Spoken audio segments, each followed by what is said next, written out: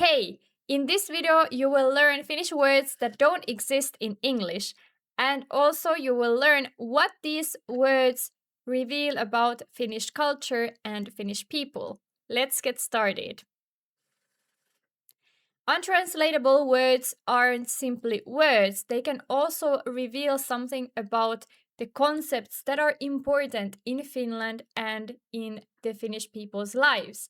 They can be connected to emotions, social behavior, and also cultural values. Löyly.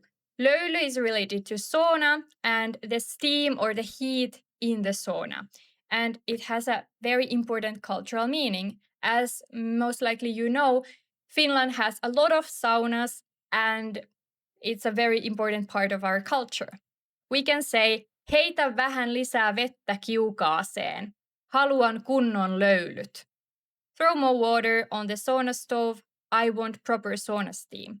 So, löylyt could be translated as sauna steam, but it doesn't have just one word to which we could translate it. Myötähäpeä. It means that you're feeling embarrassed for someone else. You can say, tunsin myötähäpeää, kun kukaan ei nauranut hänen vitsilleen. I felt secondhand embarrassment when no one laughed at his or her joke. Katsoin sitä esitystä ja tunsin koko ajan myötähäpeää. I watched that presentation and felt secondhand embarrassment the whole time. And by the way, esitys could mean presentation or also a show. So it could be, for example, a slide presentation at work, or it could be some theater show as well. We often have this in the expression tuntea myötähäpeää, to feel secondhand embarrassment or to feel embarrassed for someone else, as you can see in these two examples. Vasta. Vasta is a word that can have multiple different translations depending on the sentence, and sometimes it can be a bit tricky to translate because of that. It can mean not until or not before, and often it implies that something is happening later than expected. Sometimes you also might just translate it as just or recently, and then it means that you are at the early stage of doing something. Or sometimes it can simply mean or. Let's see the examples. Tulemme takaisin lomalta vasta torstaina. We won't be back from vacation until Thursday. And here vasta means not before or not until Thursday. So although in Finnish we have a positive sentence, in English we would normally have to translate this into a negative sentence because the whole structure is different because of the word vasta. Another example, sain viestisi vasta illalla. I didn't get your message before the evening. Again, positive sentence in Finnish, negative sentence in English. And also this includes the idea that the speaker thinks that the message arrived later than they expected. Third example, olen vasta muuttanut tänne. I've just moved here. So you are at an early stage of living wherever you are living at the moment. Hän on vasta 18-vuotias. He or she is only 18. The last one is most likely the easiest one to translate. It looks very straightforward, but it depends a lot on the sentence. As you can see, if we are talking about some time expression like vasta torstaina, vasta illalla, then the whole translation is quite different. Ehtiä. This means to have enough time to manage to do something. And for example, I can say, ehditkö jutella hetken? Do you have time to chat for a moment? So here, ehditkö, just one verb, means to have time. En ehdi syödä ennen kokousta. I won't have time to eat before the meeting. And also here it means that you don't have time for something. En ehtinyt aamulla bussiin. I couldn't make it to the bus in time in the morning. And in the third example, you can see that you are talking about making it in time somewhere. Ehtiä also has this meaning. Viihtyä. It means to feel comfortable somewhere emotionally. For example, olen viihtynyt Suomessa hyvin. I've enjoyed my time in Finland. So it can be sometimes translated as enjoying, when you're enjoying yourself or you're enjoying your time somewhere. That would be viihtyä. But we have also another word for enjoying. It would be nauttia. You could also say, olen nauttinut ajastani Suomessa. Another example. Viihdyn tässä kahvilassa ja tulen tänne aina uudestaan ja uudestaan. I really like this cafe and I keep coming back here again and again. Viihtyä can mean that you like being somewhere. Next, we have two words, kehdata and tohtia. Both of them mean that you dare to do something socially or that you have the nerve to do something, but they have slightly different meanings. Kehdata is more related to embarrassment or awkwardness, so that you feel embarrassed or awkward because of something. For example, en kehtaa kysyä sitä uudestaan. I don't dare to ask it again. And this has the meaning that it would be awkward to ask it again. En kehdannut sanoa mitään. I didn't dare to say anything because it would have felt awkward. Tohtia, however, is more related to politeness and respecting boundary. For instance, en tohdi keskeyttää. I don't quite dare to interrupt because it would feel improper. Not necessarily because you would feel embarrassed, but because you feel it's somehow morally incorrect or you feel that it's improper socially. Pärjätä. This is one of my favorites. It means that you feel warm enough temperature-wise. And it could be used when you talk about outside temperature or inside temperature. And this is so much related to Finnish weather. And you can see how important the Finnish weather and talking about temperature is because we have a specific word for this. I can say, tarkenetko vielä terassilla? Are you still warm enough on the terrace? This is something we might ask, for example, in summer in the evening when it's getting chillier and we are thinking, should we go inside because we are in our t-shirts and it might be a little bit too chilly already in the evening? Kyllä täällä tarkenee. It's warm enough here. It could mean, like, for example, being outside without so much clothes on or depending on the situation. By the way, a Finnish band JVG also has a song called Tarkenee. You can check it out if you are interested.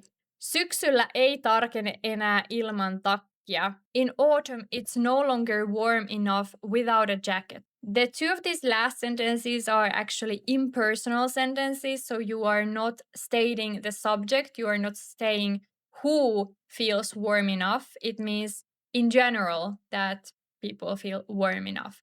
But you could use these impersonal sentences to talk about yourself too, but in a more impersonal way. So if I say kyllä täällä tarkenee, it could mean basically that I feel warm enough here, but also that in general people feel warm enough here. Pärjätä. This means to manage or to get by, and often it means to get by independently. Kyllä mä pärjään. I can manage. Or I'll be fine. Hän pärjää hyvin uudessa työssään. He or she is doing well in his or in her new job. Opiskelijana ei aina pärjää helposti. As a student, it's not always easy to get by. Sometimes pärjätä can be used when we talk about getting by financially too. Suomi pärjäsi hyvin kilpailussa. Finland did well in the competition. So pärjätä includes of the idea of managing or getting by financially or otherwise, and often meaning that you do it independently somehow. Ujostella. This is related to the word ujo, meaning shy, but ujostella is also a verb. And it means to act shy or in a shy way. And it has an idea of showing ongoingly that you are being shy. And this is used especially when we talk about children who might behave this way with new adults, for instance, or with other kids. So we could say, lapsi ujosteli aluksi, mutta rentoutui nopeasti. The child was shy at first, but relaxed quickly. Älä ujostele. Don't be shy. But ujostella is more related to the way how someone is acting versus ujo, shy, is more related to how the person is. Malttaa. Malta is also a verb, and it means that you practice self-control in an action. And often it's used in negative sentences. En malttanut odottaa, vaan avasin paketin heti. I couldn't wait, so I opened the package immediately. Normally, malttaa would be translated as that you can't wait, or you can't help waiting, you can't help doing something. Raaskia, also a verb, and it means that you don't want to do something because it feels emotionally too costly or wrong. For instance, en raaski heittää tätä pois. I can't bring myself to throw this away because I am emotionally attached to this object or this thing. En raaski maksaa siitä niin paljon. I can't bring myself to pay that much. And here, raaskia is not related to whether you have enough money to pay for something or not. It's more related to the emotional feeling that you do not want to pay so much for something because it feels wrong. You might have the money for it, but you just don't emotionally want to do it. En raaski herättää häntä. I don't want to wake him or her. Here, en raaski also has the idea that you don't want to do it because it would feel too mean. It would feel wrong to wake the person up. En raaskinut kertoa totuutta. I could not bring myself to tell the truth. And here, en raaskinut includes the idea that you do not want to tell the truth because you know that it would hurt the other person. We cannot talk about untranslatable words without talking about sisu. Although maybe many of you have already heard about sisu, I still want to give you a bit deeper understanding on what I consider that it means and what are often common definitions for sisu as well, and why sisu is so hard to translate fully. Well, the meaning is the inner strength that appears when you think you have nothing left. It's that kind of quiet, stubborn endurance that is connected to Finns' national character as well. We value sisu as a nation a lot, and also it's quite present in public discourse, and it's normally considered a virtue in Finland. We could also define sisu as an extraordinary determination in the face of extreme adversity and courage that is presented typically in situations where success is unlikely. This is a word that comes from sisus, which is another Finnish word meaning inner or interior or guts, like the inner part of the person would be sisus. And it's also connected to a Finnish saying, mennä vaikka läpi harmaan kiven, which translates literally as to go through even a grey rock, meaning that you do whatever is needed to obtain your goal, no matter how impossible it looks like. As an example, I can say, Menen vaikka läpi harmaan kiven, mutten anna periksi. I'll go through even a grey stone, but I won't give up. And this is what sisu is. The common closest translations for sisu are maybe grit, courage, and perseverance and resilience, but all of them fail because none of them fully combines all what sisu is. Grit is, in my opinion, too goal-oriented. Sisu is not necessarily related so much into achieving something great.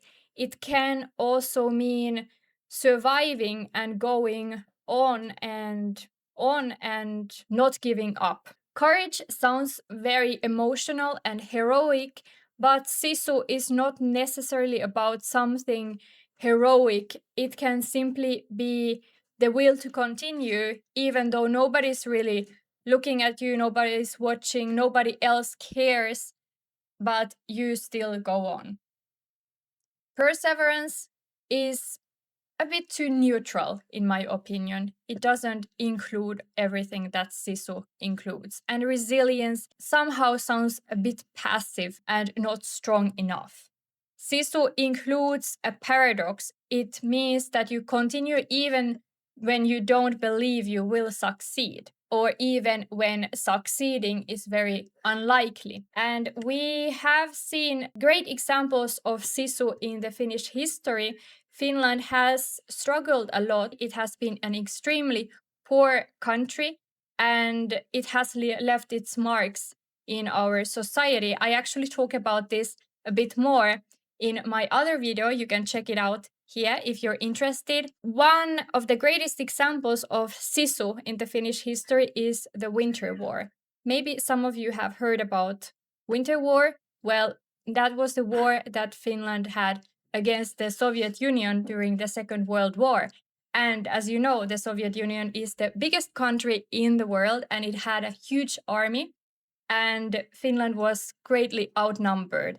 But nevertheless, the Finns fought very bravely and were able to maintain sovereignty over their own country, which was special because most of the other countries that fought against the Soviet Union ended up occupied. Although we actually lost the war, we kind of think it's still a victory because although we lost some areas of Finland, we were able to maintain our own country nevertheless.